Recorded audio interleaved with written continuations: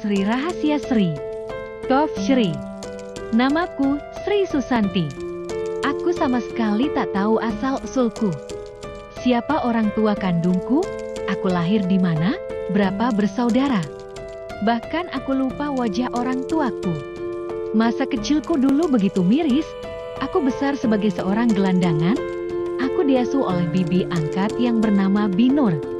Menurut cerita bibik, 16 tahun silam saat usiaku kira-kira 2 tahun lebih, Binur menemukanku sedang menangis seorang diri di pinggir jalan dekat lampu merah.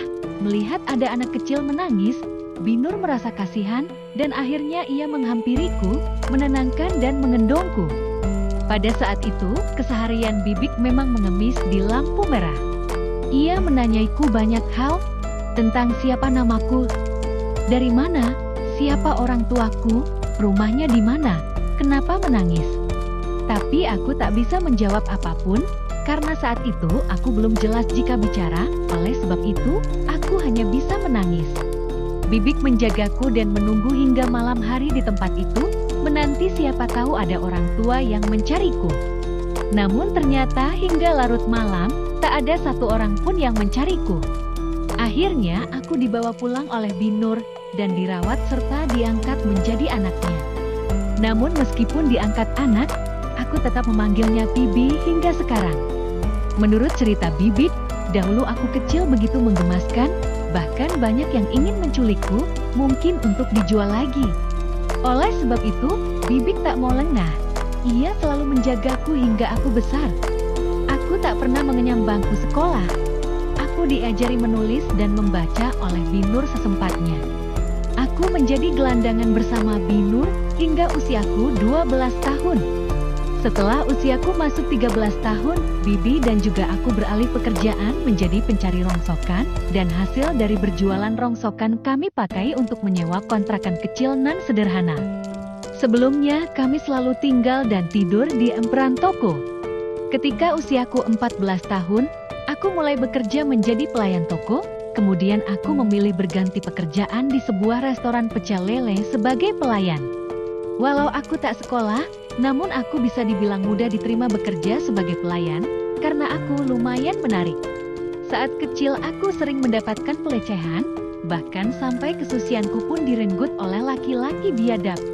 Setelah kejadian itu, aku justru sekalian saja masuk ke dunia gelap. Bahkan beberapa kali rela melayani bos di tempatku bekerja, dan aku diberi imbalan uang. Binur tahu akan hal itu, namun dia justru santai saja dan memaklumi. Sampai pada suatu hari, Binur justru pernah menyarankan padaku untuk jangan mau jika hanya jadi simpanan tanpa dinikahi.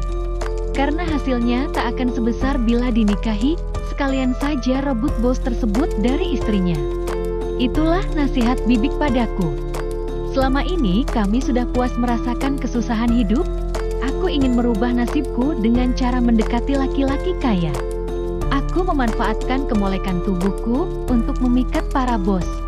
Ternyata impianku tercapai juga. Bang Ronald lah laki-laki kaya raya yang terpikat oleh kemolekan tubuhku hingga tak bisa lepas dariku. Pada akhirnya kepada Bang Ronald, hatiku berlabuh. Ia begitu baik dan royal padaku. Itu alasan yang membuatku tak mau menyia-nyiakan kesempatan ini. Jangan sampai Bang Ronald ilfil kepadaku. Aku bersyukur karena ia lebih memilihku dibanding memilih istrinya yang telah dinikahi selama setahun dan memberikannya anak kembar. Selama ini setiap bos yang aku layani, tak ada satupun yang berani menjadikanku istri. Karena aku dianggap hanya sekedar hiburan bagi mereka. Hanya Bang Ronald lah yang menunjukkan keseriusannya padaku. Oleh sebab itu, aku semakin jatuh cinta dan tergila-gila padanya. Sudah tampan, kaya raya, anak tunggal, hartanya pun tidak akan habis 7 turunan, dan rela mengorbankan anak istrinya demi aku. Bang Ronald tidak tahu latar belakangku yang sebenarnya. Bahkan ia tidak tahu kalau Binur itu adalah ibu angkatku. Ia tahunya aku adalah anak dari keluarga baik-baik dari keluarga yang jelas. Hanya saja keluargaku tinggal di kampung yang jauh, sehingga Bang Ronald tidak mau terlalu kepo tentang seluk-beluk keluargaku. Aku dinikahi Bang Ronald secara siri, dan wali nikah saksi semuanya adalah orang suruhan yang aku kenal. Karena aku tidak memiliki keluarga lain selain Binur. Aku susah payah merebut hati Bang Ronald, dan tak akan aku izinkan siapapun merebutnya kembali dariku. Segala cara akan aku lakukan demi bisa selamanya bersama Bang Ronald. Sejak pertama kali bertemu Bang Ronald, ia begitu membuatku kagum, karena dia sangat romantis memperlakukan aku semanis itu. Ia suka merayuku, membelai. Ia tak perhitungan suka memberiku hadiah yang mahal. Wajar, ia sangat kaya raya, apapun bisa dibelinya dengan mudah. Awal-awal bekerja di rumahnya, aku masih hati-hati jika berinteraksi dengan Bang Ronald. Namun setelah tahu bahwa karakter Bang Ronald itu sedikit mata keranjang, aku semakin percaya diri untuk mendekati, menggodanya dan memancing dirinya. Hingga suatu ketika Bang Ronald mengajakku berhubungan di kamarku, namun aku mengatur waktu menunggu momen ketika aku sedang haid menjelang hari-hari terakhir haid. Aku barulah berjanjian dan mengizinkannya untuk berkencan denganku. Aku sengaja membohonginya, mengaku bahwa aku masih perawan, karena ada bercak merah di sprei. Bodohnya Bang Ronald terlihat percaya, dia pun sangat menikmati permainanku. Ia begitu memujiku, menurutnya, hanya akulah yang paling bisa memuaskannya. Ia kerap memujiku, itulah yang membuat aku begitu jatuh cinta padanya, bahkan sangat ingin memiliki seutuhnya. Akhirnya, seminggu setelah kami berhubungan rutin, aku memaksa untuk dinikahi. Sejak awal dia memintaku untuk meminum pil KB, namun atas saran dari Binur, aku tak mau minum pil KB tersebut, supaya aku segera hamil, dan Bang Ronald semakin terikat padaku. Jika aku hamil, aku lebih bisa menguasai Bang Ronald dan hartanya. Bang Ronald pasti akan selalu ingat anaknya, dan akan lebih royal lagi memperlakukanku, memberi banyak uang dan hartanya bisa jatuh padaku dan anakku. Tidak cukup sampai di situ. Aku dan Bibi pun bekerja sama untuk membuat Ronald membenci dan semakin membenci Dinda. Bibi pun sampai membuat karangan cerita dan menyampaikan pada Bang Ronald bahwa Dinda sudah berselingkuh dengan laki-laki bernama Aldi. Ketika Dinda minta ditemani Bibi ke toko elektronik dan makan di cafe, kemudian disapa oleh Aldi. Bibi tahu kalau Aldi hanya kenalan lama Dinda. Tapi ini kesempatan bagus untuk membuat cerita bohong, supaya Ronald semakin membenci istrinya. Aku pun melancarkan aksiku. Aku sengaja sering mengeluh tentang sikap Dinda kepada Bang Ronald, supaya ya Bang Ronald semakin kesal dengan Dinda. Benar saja caraku dan Bibi berhasil membuat Bang Ronald begitu kesal dengan Dinda. Apalagi sikap Dinda yang kaku dan mudah emosi, semakin membuat Bang Ronald jijik terhadapnya. Tinggal selangkah lagi, aku sudah pasti akan menguasai harta Bang Ronald. Aku akan menjadi nyonya satu-satunya di rumahnya, karena Dinda tak lama lagi akan diceraikan oleh Bang Ronald, tanpa diberi sedikit pun hartanya. Tanpa sepengetahuan Dinda, Bang Ronald juga akan mengambil kedua anaknya untuk diasuh. Bang Ronald pernah bercerita padaku, bahwa ia anak tunggal, maka ia sangat menginginkan memiliki banyak anak. Ia berjanji akan mengambil hak asuh anak kembarnya.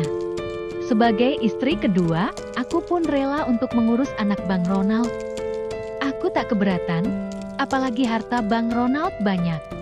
Kami bisa minta bantuan pengasuh untuk mengurusnya. Aku sangat tak sabar menanti hal itu. Aku ingin melihat Dinda yang sombong dan merasa nyonya yang paling cantik, merasa paling pintar, segera merasakan sakit dan kesusahan. Kemudian depresi akibat diceraikan, tanpa mendapatkan harta sekul pun dan tak mendapat hak asuh anaknya. Dinda tidak akan mungkin bisa sukses tanpa campur tangan Bang Ronald. Aku tahu, dia hanyalah orang miskin, apalagi kakaknya pelacur murahan. Pasti dia akan pasrah jika anaknya diambil oleh Bang Ronald, karena Dinda tak sanggup mengurus seorang diri. Suatu saat jika aku sudah menjadi nyonya satu-satunya di rumah Bang Ronald, aku akan memamerkan di depan mata kepala Dinda apa yang aku miliki. Aku akan mengendarai mobil mewah mengajak anakku dan juga pembantuku memanas-manasi Dinda. Aku yakin Dinda akan menjadi gembel dan pasti akan menjadi gila. karena dibuang oleh suami. Aku memiliki rahasia besar, yakni 2 hari setelah aku berhubungan dengan Bang Ronald, keesokan harinya saat Bang Ronald sedang bekerja dan Bu Dinda sedang tidur siang bersama anaknya. Saat itu Bibik belum ada, Mang Narno pun sedang bersama Bang Ronald. Ketika aku sedang mengepel, tiba-tiba ayah Bang Ronald memeluk dan menciumku dari belakang dengan begitu nafsunya. Awalnya aku marah dan terus menolak.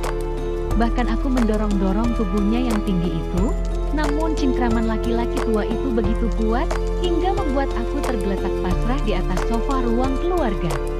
Ketika aku ingin berteriak, ia membungkam mulutku dengan tangannya, sambil mengancamku. Jangan teriak. Kalau nggak menurutiku, aku bakal lapor polisi, karena aku punya bukti kamu berzina dengan anak Ronald. Kalau Dinda tahu, bisa-bisa kalian dilaporin polisi, masuk penjara. Paham, Sri? Kamu nggak akan bisa menikmati hidup seperti ini. Udahlah, nurut aja, ancamnya. Aku hanya mengangguk, karena sangat takut ancaman bapak tua itu. Akhirnya ia berhasil melancarkan aksinya di atas sofa, tanpa khawatir Dinda tahu. Padahal Dinda sedang ada di rumah, dan sedang tidur siang di kamarnya tak jauh dari sofa, di mana lelaki tua itu melampiaskan nafsunya padaku. Mungkin karena ayah Bang Ronald sudah tak bisa menahan hasratnya lagi, maka ia tak melihat tempat, dan langsung saja beraksi. Itulah kali pertama aku dengan terpaksa melayaninya. Setelah ia merasa puas, ia kembali mengingatkan padaku untuk tak memberitahu pada siapapun dan sampai kapanpun. Ia juga mengingatkanku untuk selalu mau melayaninya, kapanpun dia minta. Jika aku menolak, maka ia akan menunjukkan bukti-bukti kepada Dinda tentang perbuatanku dan Ronald, dan bisa-bisa aku dituntut hukuman. Keesokan harinya, laki-laki tua itu pun meminta jatah kembali.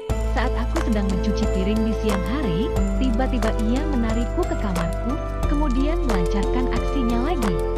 Walaupun ia sudah cukup umur, namun permainannya tak kalah dengan anaknya. Bahkan ayahnya terlalu bersemangat.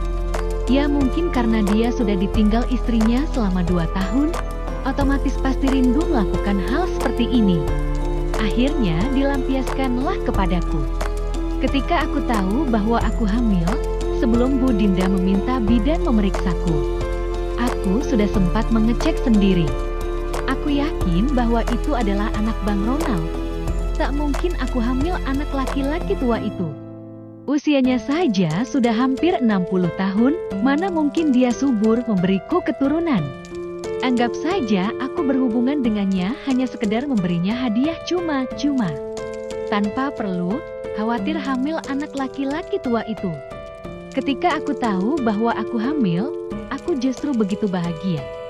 Tak lama lagi aku akan memiliki semua yang Bang Ronald miliki. Aku akan memiliki kasih sayang darinya, cinta seutuhnya, hartanya. Aku akan membuat Bang Ronald lebih sayang kepada anakku dibanding anak dari Dinda. Ketika aku tak bisa menutupi kehamilanku dari Dinda, karena aku mengalami mual-mual hebat.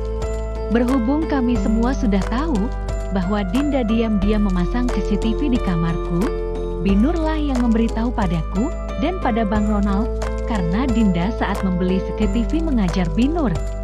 Setelah berunding via telepon, karena saat itu Bang Ronald sedang ada kerjaan di luar kota. Akhirnya kami semua sepakat untuk membayar Narno dengan cara menyuruh Narno seolah-olah ia meniduriku. Namun saat itu ia sebenarnya hanya memelukku tanpa menggunakan pakaian, sehingga seolah-olah seperti sedang berhubungan intim. Padahal kami sama sekali tak berhubungan intim. Awalnya rencana kami berhasil dan Dinda pun percaya. Sampai-sampai ia manggil penghulu dan menikahkan aku dengan Narno. Aku kira seterusnya rahasia kami akan aman. Tapi nyatanya beberapa hari kemudian Dinda justru mendatangi rumahku dan melabrakku. Aku dan Bang Ronald tak menyangka Dinda bisa mendatangi rumahku, bahkan menghancurkan barang-barang dalam kamarku. Namun dengan adanya kejadian itu, aku merasa diuntungkan karena Bang Ronald semakin membenci Dinda, bahkan menganggap Dinda sudah gila. Aku merasa menang. Dinda memang bodoh, percuma berpendidikan tinggi, namun tak bisa memikat hati suaminya, malah melakukan sesuatu dengan emosi, tanpa dipikir panjang terlebih dahulu. Dinda tak bisa merebut hati suaminya. Mending aku yang tak memiliki pendidikan, namun pintar mengambil hati laki-laki hingga membuatnya tunduk padaku. Sebenarnya aku memiliki satu rahasia besar, sangat besar sekali yang aku pun sudah malas mengingatnya. Itu rahasiaku jauh sebelum aku kenal Ronald. Binur juga tahu itu. Itu adalah aib terburukku. Aku sempat menulisnya di diary sejak dulu. Namun aku sekarang menyesal, mengapa aku menulisnya di diary segala. Jika ada yang membaca, bisa-bisa tamatlah riwayatku. Saat pindah di rumah baru, aku berniat untuk membakar diary tersebut. Namun saat aku cari, ternyata diary-nya sudah tak ada. Entah di mana, apa aku lupa menaruhnya atau tercecer ketika aku pindah ke rumah baru. Semoga saja tidak ada yang menemukan diary itu. Aku berusaha menyimpan itu rapat-rapat, agar tak ada yang tahu. Awalnya, setelah aku dan Bang Ronald pindah di rumah baru, hidupku terasa sempurna. Setiap hari, kami selalu tertawa bahagia. Bahkan, Bang Ronald sampai bisa melupakan Dinda dan juga anaknya. Namun akhir-akhir ini Bang Ronald jadi jarang pulang. Memang meski tak pulang, Bang Ronald setiap malam selalu menyempatkan untuk mengirimku pesan WhatsApp, dan selalu mengirim kata-kata romantis, bahkan ucapan kasih sayang. Tapi aku tetap curiga, tahu sendiri, Bang Ronald kan mata keranjang. Aku khawatir ia tergoda dengan perempuan baru lagi. Aku tak akan membiarkan itu terjadi. Aku akan mengawasi suamiku jangan sampai kecolongan. Pikiranku tak tenang, aku juga khawatir dan takut jika Bang Ronald kembali ke pelukan Dinda. Memang sih yang aku tahu, Bang Ronald sudah sangat membenci Dinda, tapi siapa tahu Dinda memakai cara-cara kotor dengan meminta bantuan dukun untuk memikat hati Bang Ronald lagi, tidak ada yang tidak mungkin. Sebelum semuanya terjadi dan makin berlarut-larut, aku akan segera mencari Bang Ronald ke rumahnya yang lama. Siang hari aku nekat ke sana, aku sudah memesan taksi. Saat turun dari taksi, aku melihat gerbang tak dikunci, dan aku langsung masuk ke dalam. Kemudian mengendap-endap berjalan menuju teras rumah. Kelihatannya ada suara berisik yang berasal dari musik di dalam. Aku tak mau langsung mengetuk pintu terlebih dahulu. Aku mencoba melihat sekeliling halaman rumah, tak ada siapapun. Kemudian aku mengintip ke arah dalam melalui jendela ruang tamu. Ketika aku mengintip, aku dikejutkan dengan adanya Reni dan Bang Ronald yang sedang bercumbu mesra di ruang tamu. Hatiku begitu panas melihatnya. Aku segera membuka paksa pintu yang tak dikunci. Aku belajar dari kesalahan Dinda yang emosional melakukan kekerasan ke Bang Ronald di saat emosi, dan akhirnya membuat Bang Ronald semakin membencinya. Aku tak mau melakukan hal yang sama. Akhirnya aku memakai caraku sendiri. Aku melupakan kesedihanku di hadapan, menangis terisak, mengeluhkan perasaanku, sambil memegangi perutku di hadapan Bang Ronald, supaya dia iba. Namun aku sangat kesal dengan ulah Reni yang memancing-mancing emosiku dengan cara menyindir. Karena Reni terus saja memanas-manasiku dan Bang Ronald terkesan plain-plain. Aku semakin kesal. Aku pun segera lari menuju dapur, dan pura-pura akan melakukan percobaan bunuh diri, supaya Bang Ronald semakin iba padaku. Ternyata benar caraku berhasil, Bang Ronald terlihat ketakutan dan sangat khawatir akan keadaanku. Apalagi ketika aku meletakkan pisau di leher, dan sedikit kukorbankan kulitku sampai berdarah, agar meyakinkan hati Bang Ronald. Setelah itu benar saja, nampak kekhawatiran Bang Ronald begitu besar padaku, dan ia terlihat begitu panik, kemudian segera mendekapku. Aku melihat suamiku begitu menyayangiku, bahkan ia pun segera mengantarkan ke rumah sakit.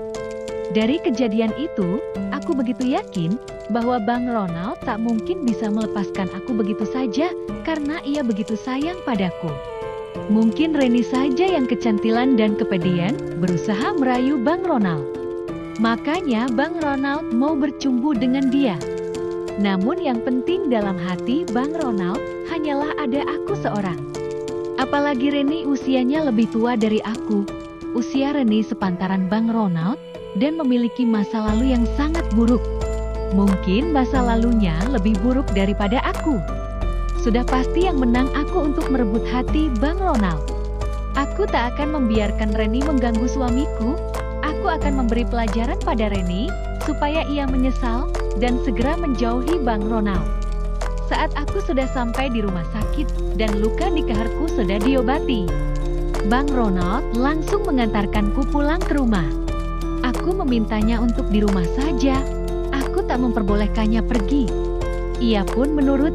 Ia begitu cemas dan perhatian padaku. Keesokan harinya aku segera mengirim pesan WhatsApp ke Dinda dan mengadu tentang perbuatan bejat Reni kakaknya, supaya Dinda marah dan mengamuk kepada Reni yang telah berselingkuh dengan suaminya. Namun hingga detik ini, pesanku hanya dibaca dan tak juga dibalas olehnya. Dinda memang perempuan paling bodoh, makanya kakaknya sendiri tak merasa takut merebut suami adiknya. Dasar perempuan bodoh, kalau Dinda tak bisa memberi pelajaran kepada Reni, ya sudah, biar aku saja yang membalas Reni. Tunggu saja, tak lama lagi nasibmu berubah menjadi gembel kembali seperti dulu. Dinda dan kakakmu akan kubuat menyesal karena telah mengganggu suamiku.